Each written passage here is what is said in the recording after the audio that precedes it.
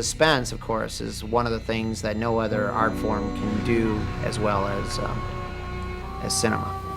I don't think anything can manipulate the time and the place and the storytelling techniques the way that a movie can. So I wanted to try my hand at doing something that's really terrifying and suspenseful.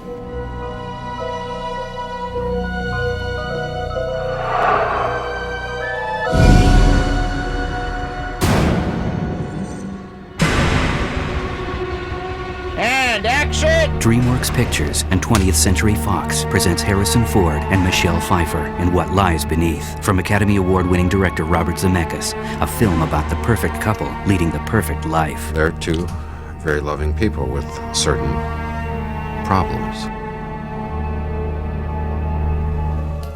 Claire's hearing things. What? What are you hearing? Voices, whispering. Those strange things that could be your imagination, or could be the wind, or could be the house settling, or is there a presence in our house? Missing girl. Norman thinks his wife has gone completely nuts. And he contrives to get her to go to see a psychiatrist. There's a ghost in my house. Any idea what she wants? She said... It turns out that the marriage isn't as perfect as we had thought. I stopped at this cafe to get a coffee, and I see Norman, but he wasn't alone. Up until now, I think Claire has believed this to be the perfect relationship. Did you know her? I had an affair with her. She came out here to the house, threatened to kill herself. Get out! We can put this behind us. Our life can go on. The facade is just crumbling away. What does she look like? Me. Only she had green eyes. Stop it! Hello, Dr. Spencer.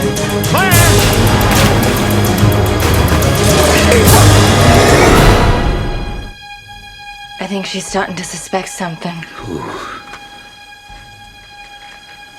Your wife. Marker! And action! Action! Action! Action! You telling me that you built a time machine? Out of a DeLorean? He's very skillful. He is a very skillful storyteller, I think. Like that, cut. Bob always has prided himself on being an illusionist and doing things that you think are reality, but they're really the magician's tricks.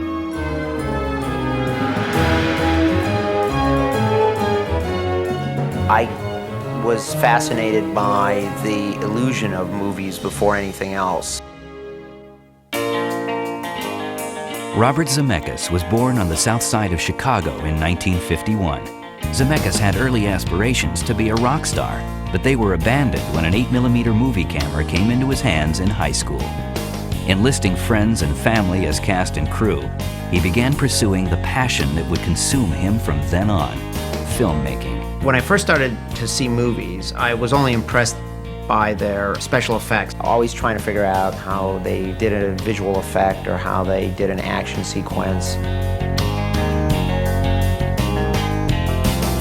Experimenting with cinematic tricks fueled Zemeckis' interest in pursuing filmmaking as a profession and led him to the world-renowned USC School of Cinema and Television, where he produced Field of Honor, an ambitious project that garnered him the Student Academy Award in 1973.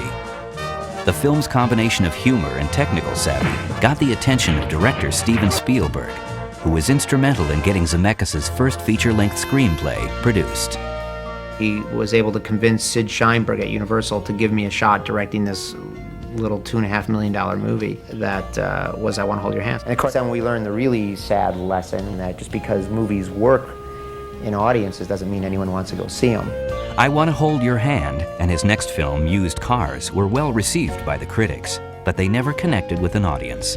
Their style and energy, though, had caught the eye of Michael Douglas, who thought Zemeckis would be perfect for his next project. The studio didn't want me to do it because, you know, I was this guy whose movies didn't make any money. But, you know, to Michael's credit, I mean, he said, but look at the films work. I want that kind of style. I want that energy in this movie. So he stuck with me and hired me to do Romancing the Stone.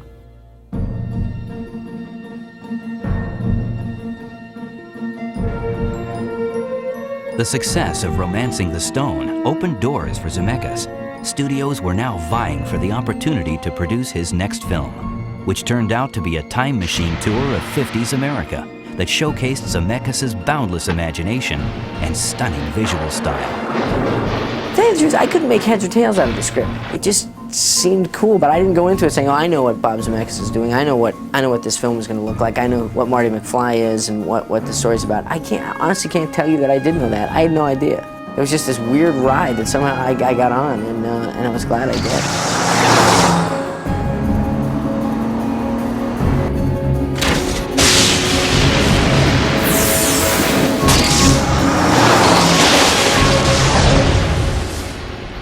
Everyone calls Back to the Future a special effects movie. In fact, there's only about 30 shots in the whole movie, and most of them are lightning.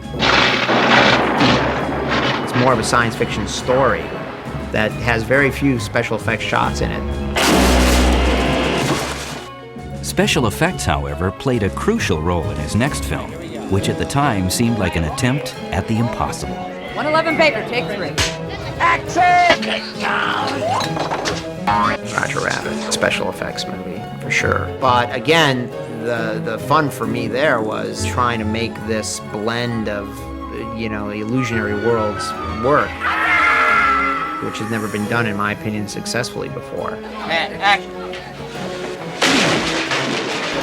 Action! Zemeckis' reputation as a technical wizard was cemented on his next film, in which he combined his exceptional storytelling skills and inventive use of special effects to create another outrageous world in the macabre gothic comedy Death Becomes Her. And cut! And cut it! The diversity of his work turned out to be a Zemeckis trademark. He would win an Oscar for his next film, which recounted the epic journey of an innocent through a cynical world, all the while delivering a profound contemplation on our times. Movie directing is exhilarating, exhausting, addicting, painful, rewarding, and a very cool job.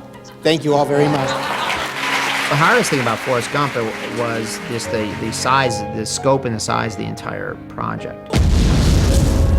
Literally, before lunch, we're in Vietnam, and after lunch, Tom is talking to Jenny's grave. It was like that kind of a day, every day. My given name is Benjamin Buford Blue. People call me Bubba. It's like one of them old redneck boys. Can you believe that? My name's Forrest Gump. People call me Forrest Gump. Bob's understanding of what the scene is about he's able to communicate it so clearly. He will come in and say, look, here's the red dot of what this scene is about, and how do we maximize that red dot? My mom always said life was like a box of chocolates. You never know what you're gonna get. Attention to detail in every scene has always been essential in creating Zemeckis' fantastical worlds. But it would be his clarity of vision and decades of directing experience that proved to be key in bringing Carl Sagan's book, Contact, to life. It had been a long road on Contact, 10 years with another director involved. And there just was a lot of mess going on. And they basically, sent it to Bob and said, can you help, please? And he came in, and it was like a grown-up walked into the room and just took everything over. Kind of slowly approach here and look over, and the camera comes over. We do this big vertigo shot where you look down at all the ocean is 1,000 feet down, and these rings are spinning down there. Naturally, the story can only be told with a lot of special effects. But by that time, I had a great team. I had Ken Ralston and teamed up with him from Back to the Future on, and we knew how to do most of those shots by the time we did a movie. All of the members of Zemeckis' creative team are considered tops in their field. And as on his past films, all of their combined talents would be called upon to tell the terrifying story of what lies beneath. Norman's father had this old stately place on a lake. Which we're renovating. Practically gutted. Wait till you see this place. It's beautiful. It is beautiful. You'll see it. What Rick Carter and I did in the design of the house is that we wanted, like everything else in the movie, it had to work on 2 layers. It had to be what looks like a perfect dream house when you see it in the sunlight in the perfect angle. But then if you start to make the shadows long and, and turn the light a different way and drop the camera to a lower angle, it can look ominous and scary in a way. I think that the house is a context for the characters because you see what it was that they had, and then you watch it self-destruct.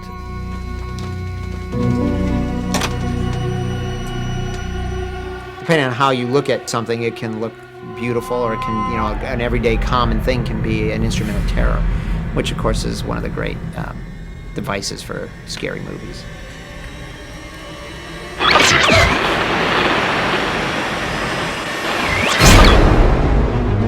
Like I said to Rob Legato, who was my special effects supervisor, I said, well, imagine what would Alfred Hitchcock do if he had computer graphics? With Hitchcock's films as a model, the special effects crew had a very specific vision for what lies beneath. You're actually looking for an opportunity that Alfred Hitchcock might have used had he lived in this sort of digital age. And so then you start to picture all these Alfred Hitchcock type shots, but now much more extended than they ever could be. If you think about the different moves that highlight the Hitchcock career, you think about camera moves that start way outside of a building and wind up inside all in one shot. Now we have the ability to blend those kinds of camera moves digitally with ease.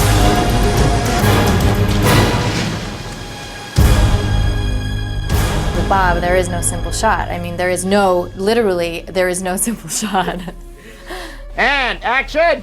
We did this one scene, it was one shot, and it was just hysterical. I'm in the bathroom, and I go out, and as soon as I close the door, you just hear clunk, clunk, clunk, clunk, and there's this crew that they pop out of the closet, and they're changing the whole bathroom around, and then I walk out there, and then I go back into the bathroom, and then they're gone.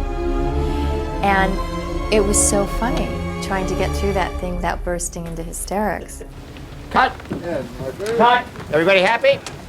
Brett, next page. Bob's always been courageous, he's always been bold, and he's always wanted to push the envelope. Every day that he walks onto the set, he invents something new for filmmaking. I think Bob's a genius. I think Bob is the hardest working man I've ever seen in show business. In the amazing diversity of his work, Robert Zemeckis has accustomed audiences to expect the unexpected.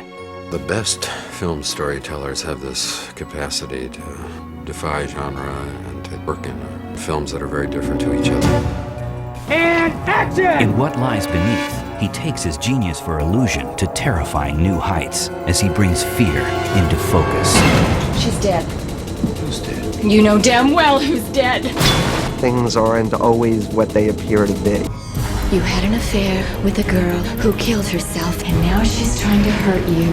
I love the construction of the script, the surprises that were built into it. You're not yourself today, are you?